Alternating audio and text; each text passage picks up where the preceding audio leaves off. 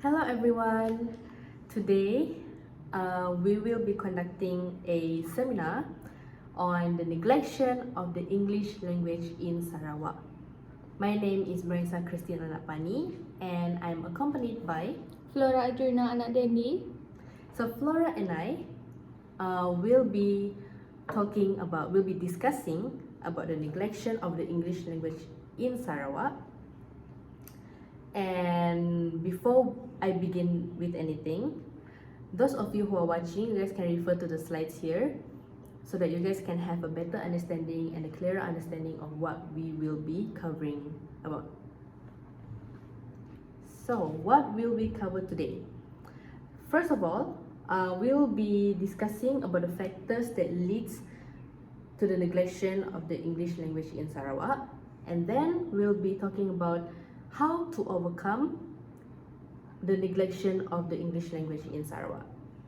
So before we dive further into these two topics, let's take a general overview of the topic. Yeah, so I'm gonna talk about the overview. So in Sarawak, the English language plays an important role in various aspects of life, which is in education, business, and also communication. But there are still some noticeable neglect of English language that can be found in our society nowadays. So this seminar aims to delve into the challenges surrounding the neglect of English language and also explore strategies for us to empower the English language in Sarawak. So next we will start with talking about the factors contributing to the neglection of the English language in Sarawak. So the first factor is resources and infrastructure. So for this one, there are limited resources including qualified English language teachers, materials such as textbooks, and also infrastructure for the language education. It leads to the lower proficiency of English language in Sarawak. So yeah, it is because lack of qualified teachers can lead to a larger class size, making it hard for the student to have personalized attention. For example, if the school and the class have around 40 students, and it will be harder for the teachers to go to them one by one, check how are they doing in English class. Therefore, I feel like it's kind of hard for the students to become more proficient in English language because the teachers doesn't have enough time for them to check on each student. And this usually happens in the city because the city tend to have larger class sizes, but then there are less teachers there.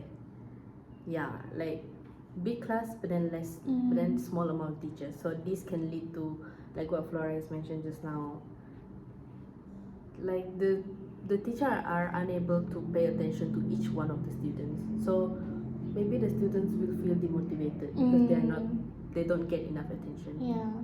And then teachers with limited training in effective English language teaching methods might struggle to create engaging and also interactive learning experiences.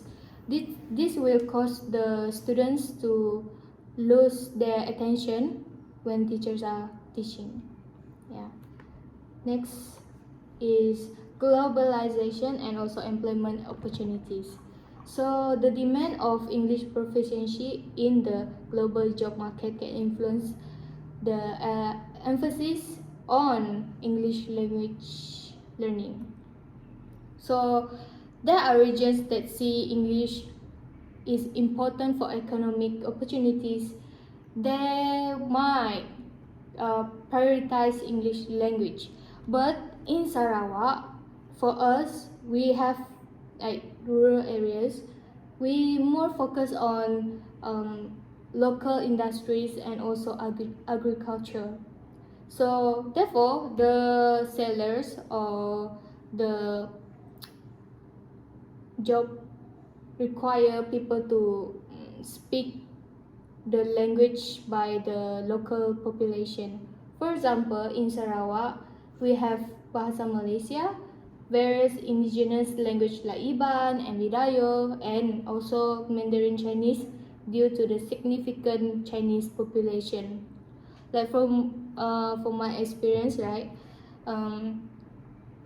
I was my parents told me to study in Chinese school because they want me to have the skill, the communication skill in Chinese, so that I can have a better job opportunities in the future. Yeah, so it's kind of yeah. Especially in the local context. And where were you from? I'm from Cebu. So yeah, from Cebu, like Cebu is the Chinese population in Cebu is really high. Yeah. So the people there, when they want to employ people, they would prefer people who knows how to speak Chinese. So that's what Flora's parents was thinking about. Like, Yeah. my daughter will have a better chance at getting a job if she can communicate in Chinese. Yeah, that's why the people there, they tend to have lower proficiency in English language because we more focus on local language like Mandarin Chinese. So the third factors that we'll be covering up today is language attitudes. So language attitude refers to the perception of the community towards English and its importance in daily life. So basically, language attitudes is how the community look at the language and what they think, whether it's important or not. So what they think can actually lead to whether they want to neglect the language or not. If they think it's important, they'll learn it. If they don't think it's important, then they're just gonna neglect it. So as the both of us can see, in Sarawak, English is never really our main language. Like, I don't think the both of us have ever seen anyone who's not in school speaking English in their daily communication. Like, we'll prefer to talk in like our native language, such as Iban, Bidayo, and like Sarawak Malay. So we just tend to think that English is not important and there's no need, and the community tends to think that the language is not required in anything, so they just don't think it's important for them to learn it, which can relate back to what Flora has mentioned about the employment and job requirement, because they be thinking in their head like, why do I need to learn English when the job doesn't even require English? Yeah. And then in Sarawak, especially in the local context, this is actually a very serious issue where English is always seen as the unimportant foreign language. Like, people tend to think that you're betraying your native tongue, or like you're betraying Ancestors. your ancestors if you're using English, because they said that Sarawak is colonized by British back in the days. So they say like, why are you using English when that's the language of the people who colonized your ancestors? Yeah, that actually happens here. Have you experienced that? Yeah, personally, I do experience it in my high school times. Yeah. And then the next thing that I'll be talking about often happens in school, Mm. where the people who speaks English and people who genuinely wants to learn English are always labeled as showing off. Yeah, so this is a very serious issue where whenever people who speaks English, like in their daily communication, or even if they post anything in English, the caption is in English, or they listens to English songs, they will always be labeled as showing off. Yeah. Yeah, so this might cause demotivation in learning the language. They will think that, oh, I'm not gonna learn the language because people keep saying that I'm showing off, but then I genuinely want to learn. But then Mm. society, their mouth, you know. Yeah. Until now, like an Iban. So in Iban community, if they see people speak in different language than them, they will like critique them. Yeah. And also like talking behind their back, because they think that we are kind of like showing off our skills, but it's actually no. English is a communication skills, using English language. Yeah, English is a very beautiful language, Mm. and it's not just showing off. It's not just us acting like we're good or we are smart. And this is a very weird stereotype. If you're good in English, you're smart. Yeah, that's really not true. And people always catch on the American and British accent to prove that they're smart. But actually no, accent is very normal. Like I'm Bidayo, she's Iban, and we all have our own accent in while we're speaking the language. Yeah. It's normal. So we shouldn't judge people because this will cause them to be demotivated and they will not want to learn the language anymore. Yeah. So the next one is teacher shortages.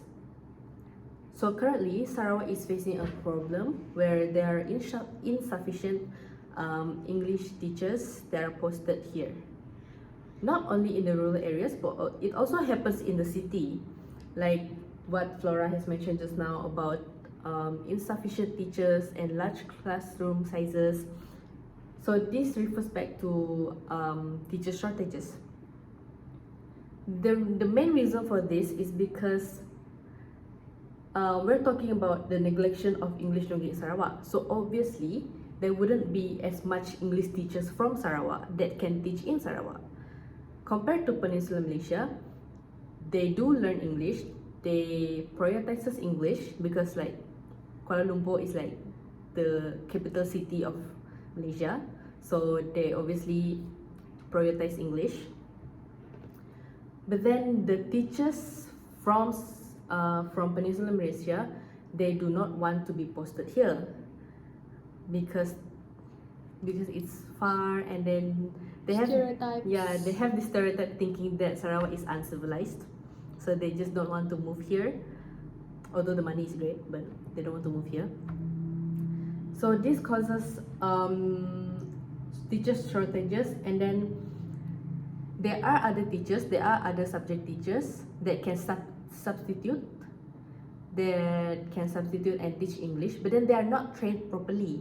Like there are cases in like some schools where they ask the maths teacher to teach English. Like okay, they are learning, but then that teacher is not properly trained to teach English. That teacher is trained to teach maths. So the students wouldn't get the maximum knowledge that they should be getting. So when the teachers don't know how to properly teach English, the kids will feel like demotivated and they lose interest in learning the language.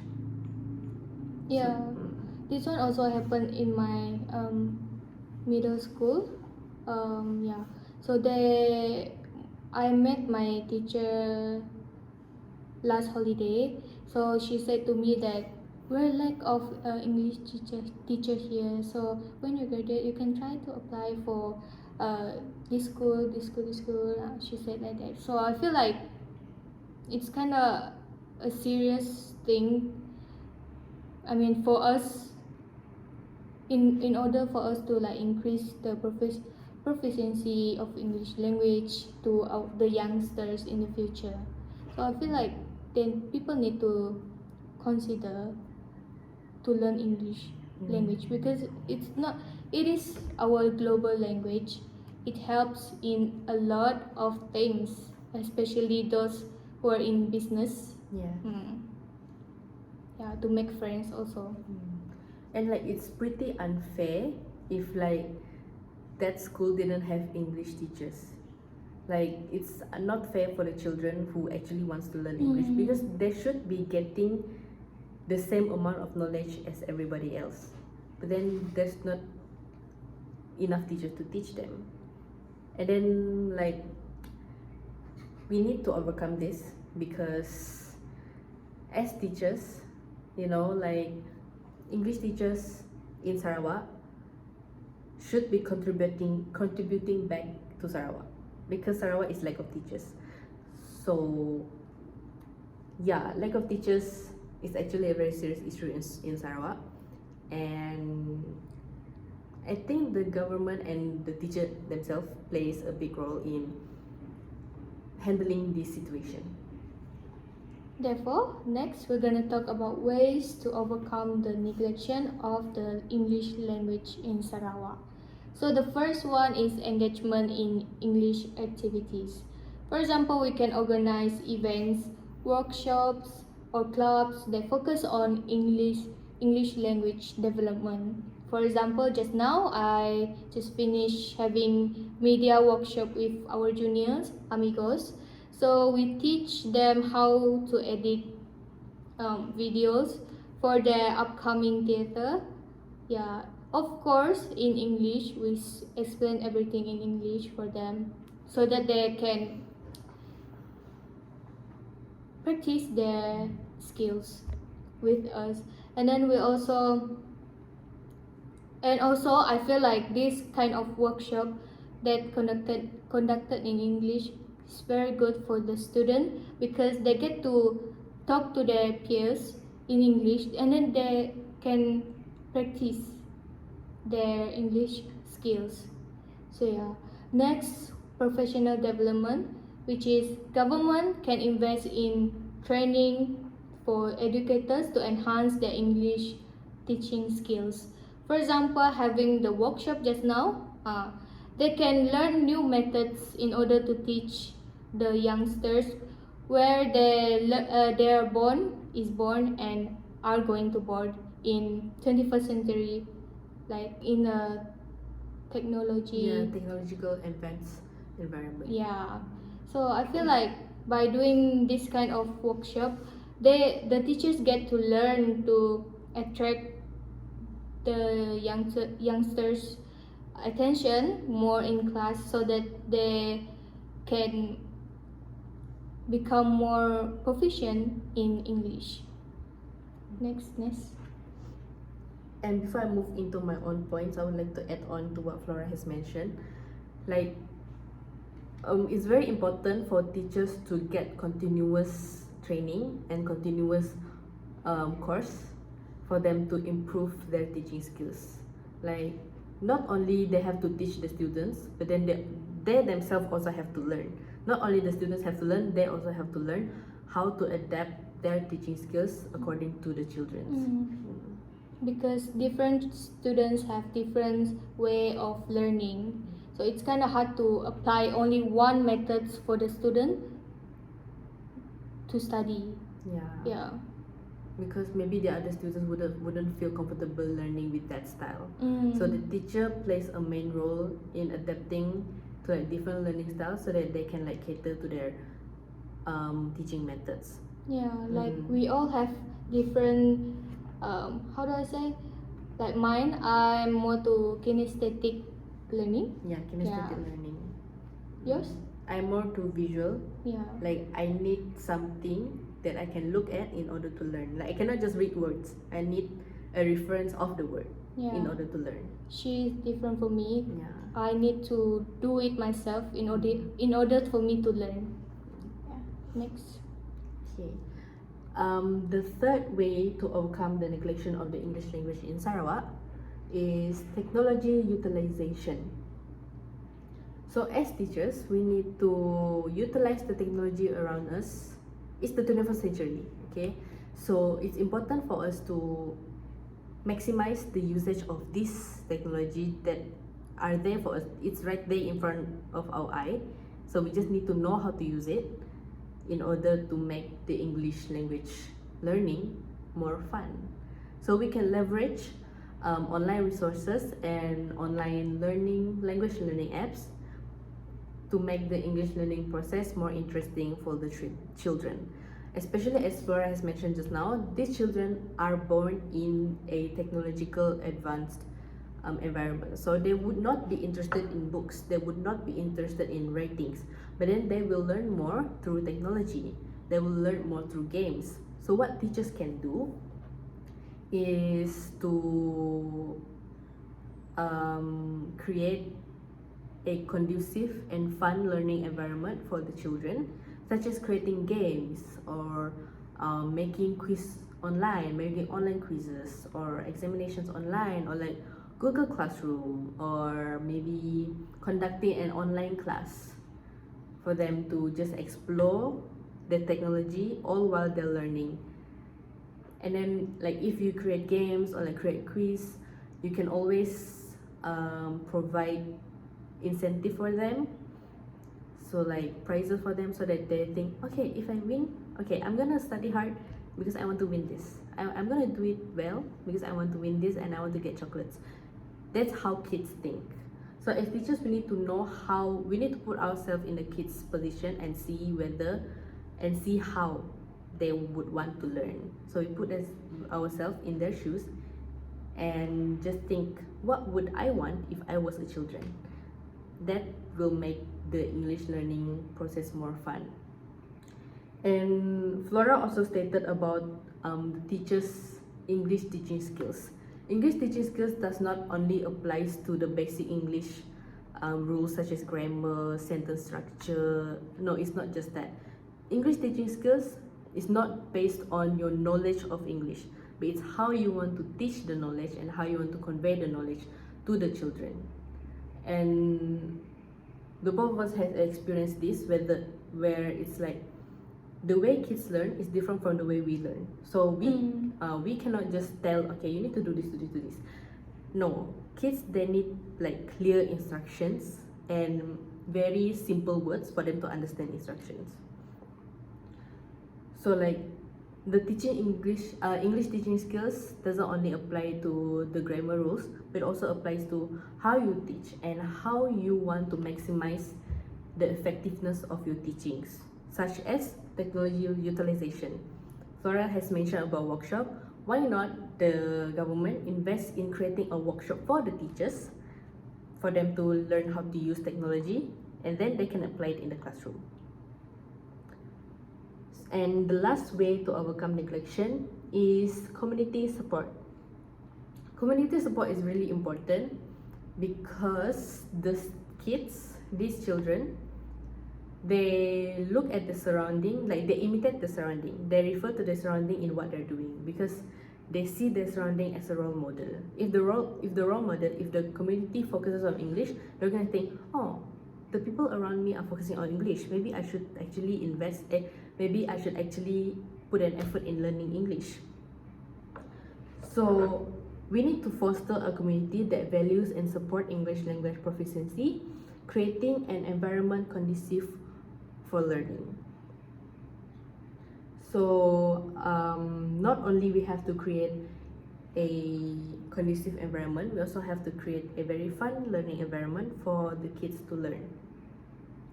And the community needs to stop with the stereotype of English being the colonized language and also speaking English as showing off, so that the kids will not think that way. If the older generation think that way, the kids will think that way. Do you agree with me? Yes, I really agree with that because when the kids are born, the first people who can teach them is their parents. If their parents teach them the traditional mindset, they will act like that. Yeah. So the parents and the people around them plays a important role in exposing them towards the language. Yeah. Besides that, the community can also collab with organizations. Doesn't matter private organization or government organization, to create fun activities and events that prioritizes the proficiency English proficiency levels, such as maybe a family day that revolves around English, or maybe kids day out that have English games or something like that. Yeah, like in Kuching, we have Kuching Museum, right? Museum Sarawak. Yes. They can read the explanation in English. So like for the museum, like they can, like they master bahasa Melayu, Malay. So what is in the description of the item, they can read it in Malay and then they can read it in English, so they know what it's called in English. So that's a very basic start of exposing the English language. And then not only that, maybe the community can start an English tuition class for the children, so that they can just learn, maybe for free, maybe just volunteering, teaching the kids for free in a fun environment, so that they actually learn and they will not spend their time doing something that is not beneficial for them, like playing games. Like me, before I entered primary 1, before this, I have kind of like a class with my neighbor. So my mom will pay her to teach us English. So that time I can still remember, me and my sister, we kind of like always fight with each other. Like the teacher shows a picture, so she's gonna say a word and then we have to show the like this to the picture, and then so you would always fight. For example, head, where's head, and I'm gonna touch the books, and then we got, at the end of the day, we have kind of like rewards from the teacher. We always get snacks. With children, we love snacks, so that's why positive feedback, reinforcement is very good in order for the students or the children to be motivated to learn English language. Your parents are really cute. Like they force you to learn Chinese and also force you to learn English. Yeah, that just shows that how important these languages actually are. Okay. Yeah, it's also one of the point that mentioned by Nessa about community support, which is your family. Yes. So that is all from us. Thank you for your attention. So if you guys have any question, you guys can type it out down below, and we will reply to you as soon as possible to answer your question, so that you don't keep wondering. And then for the slides, I'm not sure if all of you can see it from here, but don't worry, we will provide the link to the slides in the description box below. So don't forget to like, comment, and subscribe. Bye. Bye bye.